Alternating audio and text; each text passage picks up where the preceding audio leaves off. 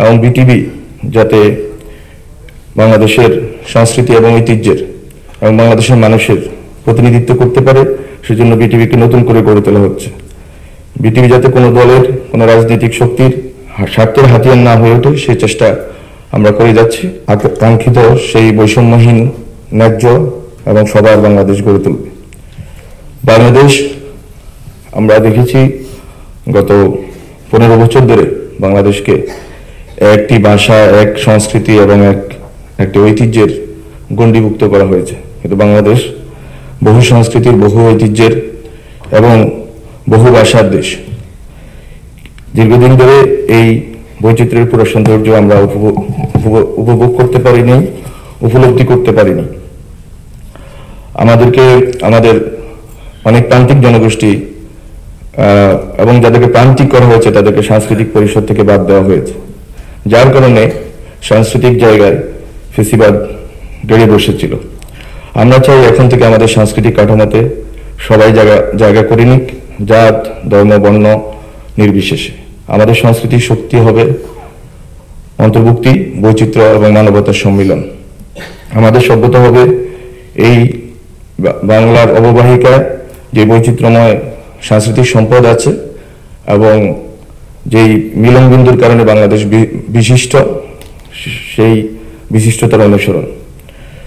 আমি মাননীয় প্রধান উপদেষ্টার নেতৃত্বে আমরা যখন একটি নতুন বাংলাদেশের যাত্রায় আছি, তখন প্রাতিষ্ঠানিক সংস্কারের ধারাবাহিকতায় বিটিভিকেও স্বায়ত্তশাসন দেওয়া হচ্ছে এবং বিটিভি যাতে বাংলাদেশের সংস্কৃতি এবং ঐতিহ্যের এবং বাংলাদেশের মানুষের প্রতিনিধিত্ব করতে পারে, সেজন্য বিটিভিকে নতুন করে গড়ে তোলা হচ্ছে। বিটিভি যাতে কোনো দলের, কোনো রাজনৈতিক শক্তির স্বার্থের হাতিয়ার না হয়ে ওঠে, সেই চেষ্টা আমরা করে যাচ্ছি। বিটিভিতে নতুন করে আরো রিয়েলিটি শো, ভিন্ন বয়স এবং পটভূমির প্রতিযোগীদের নিয়ে নতুন যে অনুষ্ঠান, সেসব আমরা চালু করে দিয়ে যাব। আশা করি পরবর্তীতে এগুলো অব্যাহত থাকবে। এখন থেকে বিটিভি হবে সবার, সব দলের এবং সব মানুষের।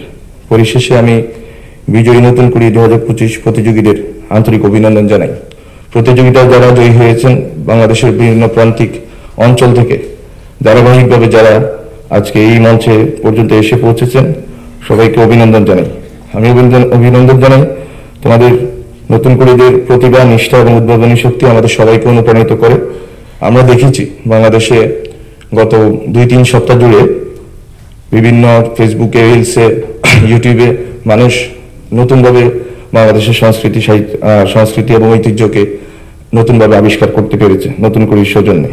আমরা আশা করি তোমরা তোমাদের সৃজনশীল যাত্রা অব্যাহত রাখবে, নতুন উচ্চতায় পৌঁছাবে এবং দেশের গৌরব বৃদ্ধি করবে। সর্বশেষে আমি সার্বিক দিক নির্দেশনা এবং সহযোগিতার জন্য মাননীয় প্রধান উপদেষ্টাকে ধন্যবাদ জানাই। আরও ধন্যবাদ জানাই এই আয়োজনের সঙ্গে যুক্ত আমার মন্ত্রণালয়ের সকল কর্মকর্তা বৃন্দদের, বিশেষ করে বিটিভির সংশ্লিষ্ট সকল কলাকুশলী, বিচারক বৃন্দ, অভিভাবক, সবচেয়ে বেশি আমাদের সেই কিশোর তরুণদের যারা এখানে অংশগ্রহণ করেছেন এবং তোমাদের শ্রম, প্রতিভা দিয়ে এই আয়োজনকে মহিমান্বিত করেছ। সবাইকে আমি ধন্যবাদ জানাই এবং জুলাই গণঅভ্যুত্থান এর মাধ্যমে আমরা আজকে যেখানে এসে পৌঁছেছি, সেই যাত্রা যেন অব্যাহত থাকে, নতুন বাংলাদেশের যাত্রা যেন অব্যাহত থাকে, সেই কামনা করি।